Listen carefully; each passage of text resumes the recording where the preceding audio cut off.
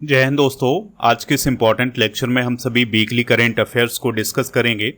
तो आप इस पूरे लेक्चर को बहुत ही ध्यान से लास्ट तक जरूर देखिएगा। लास्ट में आपसे क्वेश्चन पूछा जाएगा जिसका आंसर कमेंट बॉक्स में बताना है। तो चलिए दोस्तों, आज के पहले और इम्पॉर्टेंट क्वेश्चन को डिस्कस करते हैं। पहला क्वेश्चन है, भारत का पहला वर्चुअल चिड़ियाघर कहाँ स्थापित किया गया है? इसका आंसर हो जाएगा इंदौर। तो इंदौर में हाल ही में भारत का पहला वर्चुअल चिड़ियाघर स्थापित किया गया है और यह कमला नेहरू प्राणी संग्रहालय में स्थापित किया गया है और ये PPP मॉडल पर है, यानी इसमें पब्लिक और प्राइवेट सेक्टर दोनों मिलकर के काम कर रहे हैं। अगला क्वेश्चन है, लद्दाख में जम्मू कश्मीर उच्च न्यायालय की खंडपीठ स्थापित करने को हाल ही में किसने मंजूरी दी है?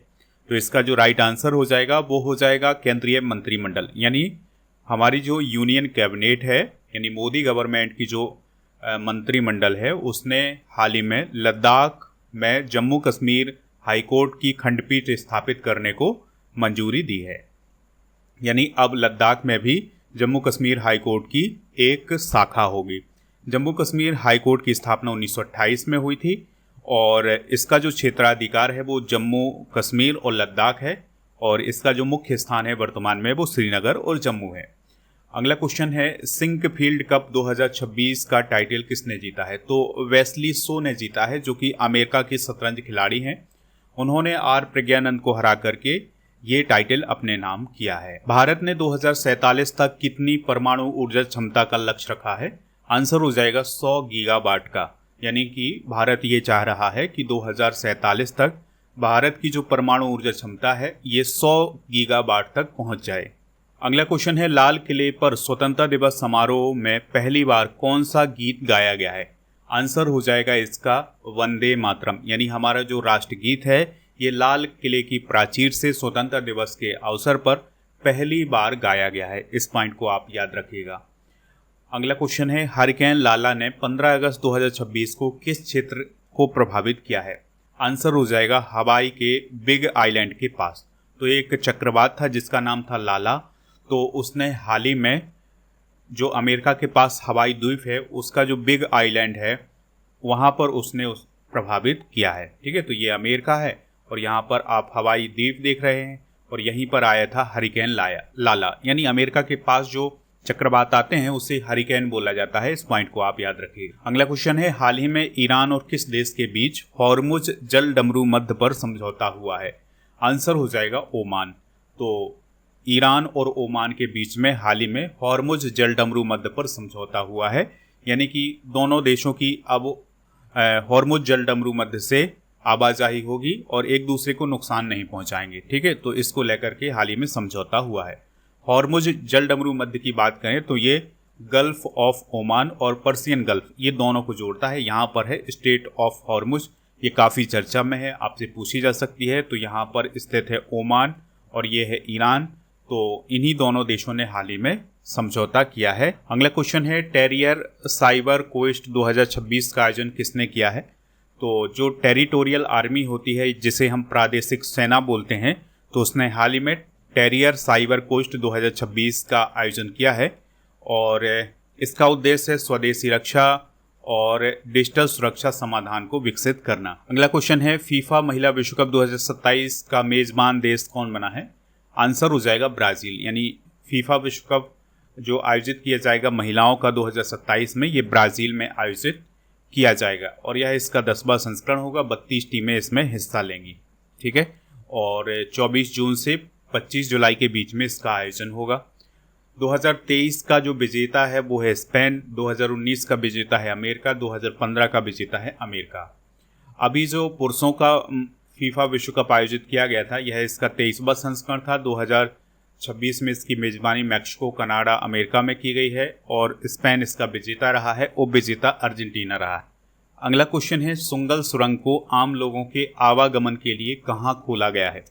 आंसर हो जाएगा इसका जम्मू कश्मीर में। तो दोस्तों, जम्मू कश्मीर के जम्मू पुंछ मार्ग पर जो सुंगल सुरंग बनाई गई है उसको आम लोगों के आवागमन के लिए खोल दिया गया है। इस सुरंग को BRO के द्वारा बनाया गया है और ये 2.79 किलोमीटर लंबी है। 600 करोड़ रुपए की इसमें लागत आई है तो ये यात्रा की दूरी लगभग 11 से 13 किलोमीटर कम कर देती है।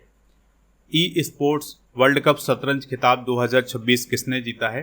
तो ये मैग्नस कार्लसन ने जीता है। तो मैग्नस कार्लसन जो हैं वो नॉर्वे के शतरंज खिलाड़ी हैं, तो उन्होंने ई स्पोर्ट्स वर्ल्ड कप शतरंज का खिताब हाल ही में जीता है। अगला क्वेश्चन है, राष्ट्रीय खेल पुरस्कार 2026 में कितने खिलाड़ियों को अर्जुन पुरस्कार दिया गया है? तो 17 खिलाड़ियों को अर्जुन पुरस्कार प्रदान किया गया है। इसके अलावा 5 कोच को द्रोणाचार्य पुरस्कार दिया गया है। तो दोस्तों, आपको याद रखना है कि भारत का जो सर्वोच्च खेल पुरस्कार है वो माना जाता है मेजर ध्यानचंद खेल रत्न पुरस्कार। 1991-92 में इसकी शुरुआत हुई थी। राजीव गांधी खेल रत्न पुरस्कार पहले इसे कहा जाता था। 2021 में इसका नाम बदल दिया गया और अब इसका नया नाम है मेजर ध्यानचंद खेल रत्न पुरस्कार। 25 लाख रुपए की इसमें राशि दी जाती है। विश्वनाथन आनंद इसके पहले विजेता हैं। अब देखिए दोस्तों, अर्जुन पुरस्कार की जो स्थापना ये 1961 में हुई थी और 15 लाख रुपए की इसमें राशि दी जाती है। 2025 के विजेता कौन है? यानी कि अभी जो 2026 में खेल पुरस्कार दिए गए हैं ये 2025 के लिए दिए गए हैं। तो 2025 के विजेता कौन है? तेजस्विन शंकर, मोहम्मद अजमल वी, प्रियंका गोस्वामी, त्रिशा जौली, कोलेला गायत्री गोपीचंद, नरेंद्र और विदित संतोष गुजराती, दिव्या जितेंद्र देशमुख, धनुष श्रीकांत और लाल रैम श्यामी। इसके अलावा राजकुमार पाल, सुरजीत, पूजा, रुद्रांश खंडेलवाल, एकता भायन, अरविंद सिंह और अखिल सियोरान। तो ये दोस्तों 2025 के विजेता हैं। वहीं अगर हम बात करें अर्जुन पुरस्कार लाइफ टाइम की, तो ये प्रदान किया गया है आई अरुम इना यागम को, जो कि फुटबॉल से संबंधित हैं। इन्हें भी 15 लाख रुपए की राशि दी गई है। द्रोणाचार्य पुरस्कार 2025 की बात करें तो नियमित श्रेणी में परमवीर सिंह, छोटेलाल यादव, नेहा नंद कुमार चव्हाण को दिया गया है और लाइफ टाइम श्रेणी में धर्मेंद्र सिंह यादव और वीरेंद्र कुमार को ये प्रदान किया गया है। वहीं अगर हम राष्ट्रीय खेल प्रोत्साहन पुरस्कार की बात करें तो ये पुरस्कार पुणे में स्थित आर्मी पैरालंपिक नोड को प्रदान किया गया है। अगला क्वेश्चन है, भारत के सेना प्रमुख जनरल धीरज सेठ को किस देश की सेना के मानद जनरल रैंक से सम्मानित किया गया है? आंसर हो जाएगा इसका नेपाल। ठीक है, तो नेपाल के द्वारा हमारे देश के जो सेना प्रमुख हैं धीरज सेठ जी, उनको सम्मानित किया गया है और उन्हें जनरल रैंक प्रदान की गई है। देखिए, भारत और नेपाल के बीच में एक परंपरा है कि जब नेपाल के सेना प्रमुख भारत की यात्रा पर आते हैं, जब वो पहली बार बनते हैं और फिर भारत की यात्रा करते हैं, तो भारत के राष्ट्रपति के द्वारा उन्हें जनरल रैंक प्रदान की जाती है, जो कि एक सम्मान है। और फिर जब भारत के सेना प्रमुख बनते हैं और वो नेपाल की यात्रा पर जाते हैं, तो फिर नेपाल के द्वारा उन्हें जनरल रैंक से सम्मानित किया जाता है। तो ये दोनों देशों के बीच में 1950 से बनी हुई परंपरा है, जो अब तक चली आ रही है। इराक में भारत के अगले राजदूत के रूप में किसे नियुक्त किया गया है? तो अजय ए कुमार को इराक में भारत के अगले राजदूत के रूप में नियुक्त किया गया है। और इसके अलावा स्विट्जरलैंड में भारत के अगले राजदूत बने हैं सौमेंदु बागची। तो ये 2 नियुक्तियां हाल ही में की गई हैं। अगला क्वेश्चन है, UNCCD COP17 का आयोजन कहाँ किया गया है? आंसर हो जाएगा उलान बातर में। तो मंगोलिया की जो कैपिटल है उलान बातर, वहाँ पर हाल ही में UNCCD COP17 का आयोजन किया गया है। और दोस्तों याद रखिएगा, UNCCD का मतलब है United Nations Convention to Combat Desertification. ठीक है, इसे संयुक्त राष्ट्र मरुस्थलीकरण रोकथाम अभिसमय भी बोला जाता है। तो इसका जो 17वां सत्र है ये 17 से 28 अगस्त तक उलान बातर मंगोलिया में आयोजित किया जा रहा है। इसकी जो थीम है वो है रीस्टोरिंग लैंड, रीस्टोरिंग होप। इसका जो मुख्य फोकस है वो है मरुस्थलीकरण से निपटना। अगला क्वेश्चन है, 5वां तटरक्षक बल वैश्विक शिखर सम्मेलन 2027 में कहाँ आयोजित किया जाएगा? तो दोस्तों यह नई दिल्ली में आयोजित किया जाएगा फरवरी 2027 में। हर 2 साल में इस सम्मेलन का आयोजन होता है। पिछली बार इसका जो आयोजन है ये रोम इटली में किया गया था और अब इसका जो अगला आयोजन है 2027 में होने जा रहा है भारत में, नई दिल्ली में।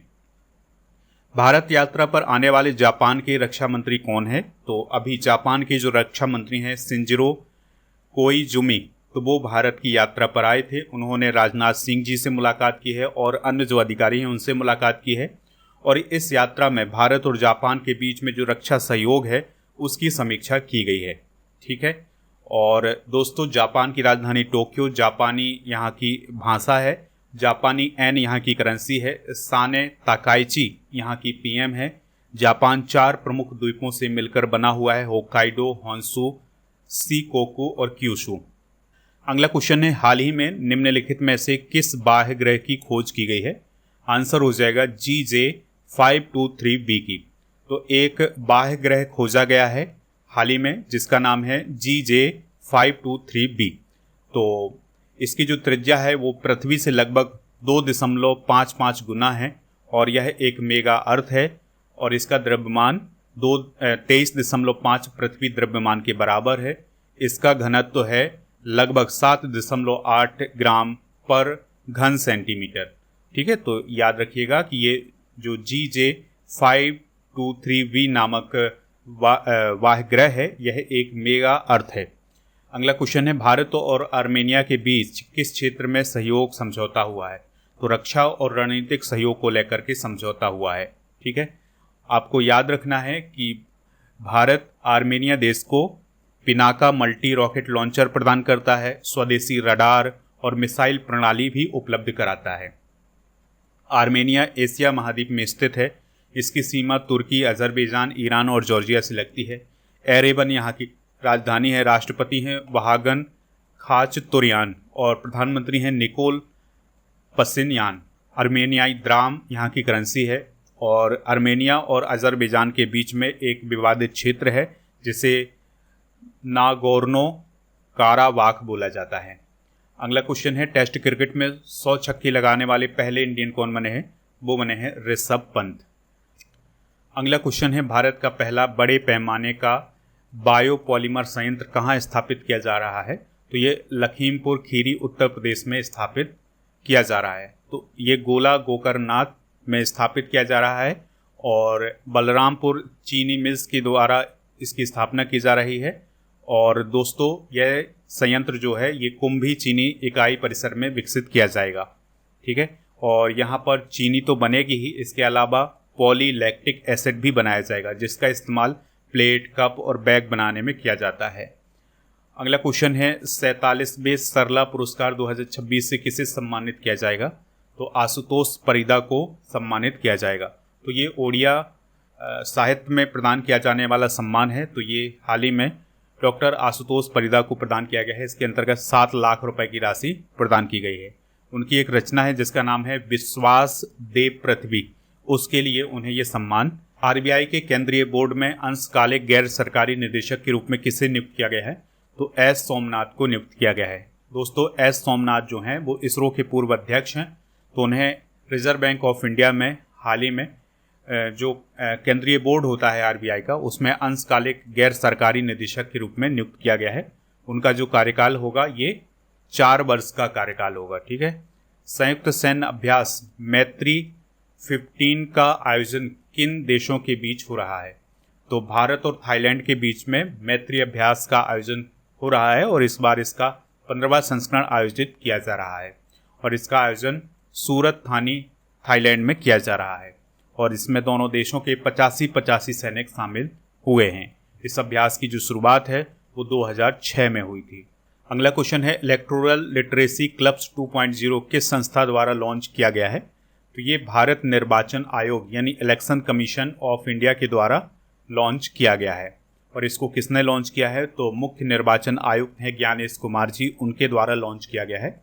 इसका उद्देश्य युवाओं में चुनावी साक्षरता बढ़ाना, चुनावी प्रक्रिया के प्रति विश्वास मजबूत करना, युवाओं की जो लोकतांत्रिक भागीदारी है उसको सुनिश्चित करना। अगला क्वेश्चन है, साउथ सूडान में संयुक्त राष्ट्र मिशन के तहत कितने भारतीय शांति सैनिकों को यूएन मेडल से सम्मानित किया गया है? तो 210 सैनिकों को हाल ही में सम्मानित किया गया है।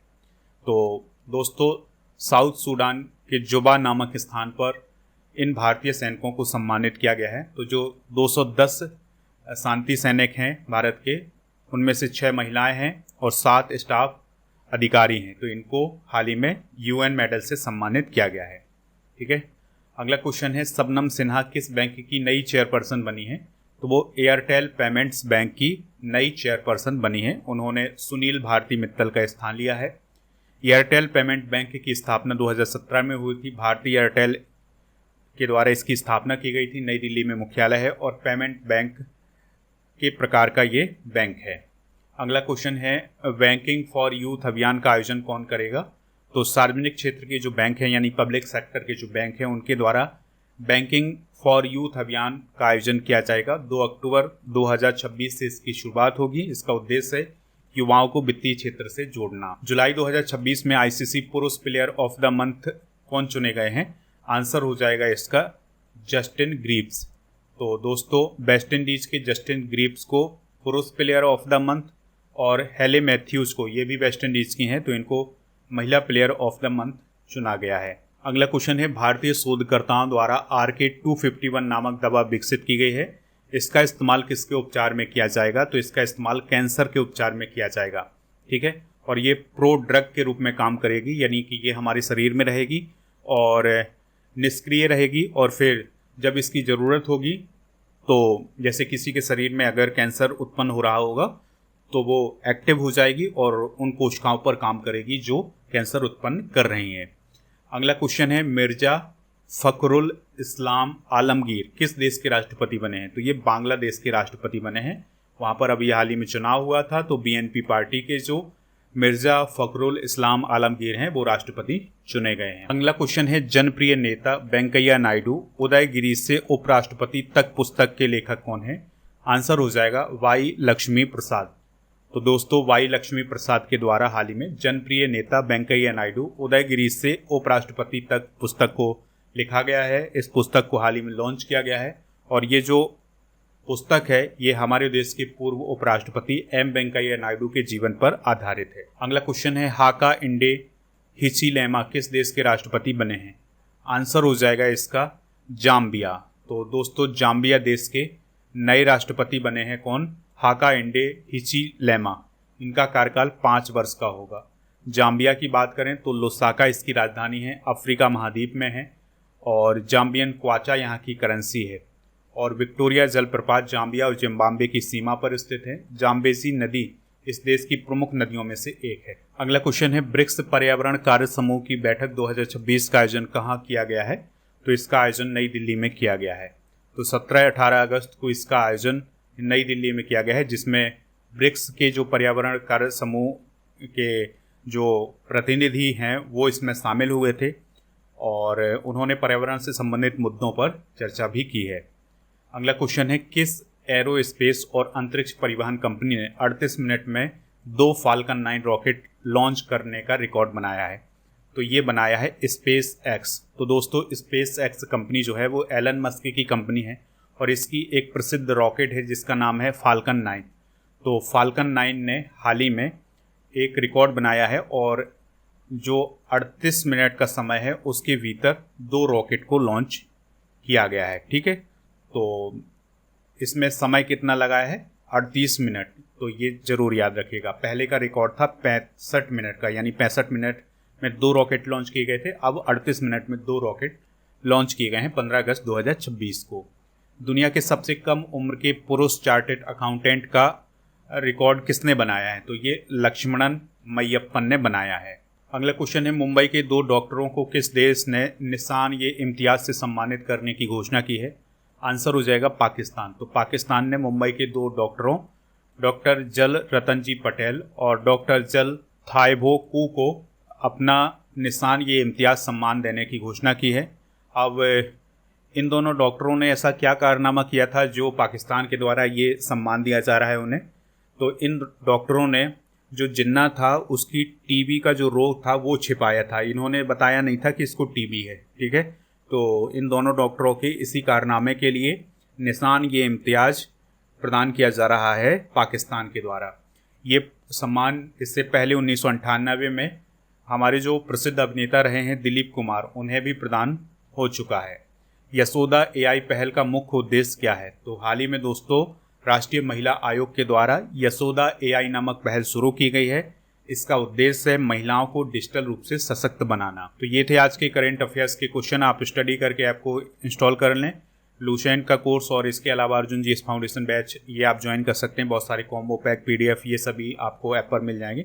तो इनको जाकर के आप प्राप्त कर सकते हैं। अब आपके लिए एक क्वेश्चन है जिसका आंसर कमेंट बॉक्स में बताना है। ये बताइए कि भारत का पहला वर्चुअल चिड़ियाघर कहाँ स्थापित किया गया है। जो भी इसका राइट आंसर हो कमेंट बॉक्स में हमें ज़रूर बताइएगा।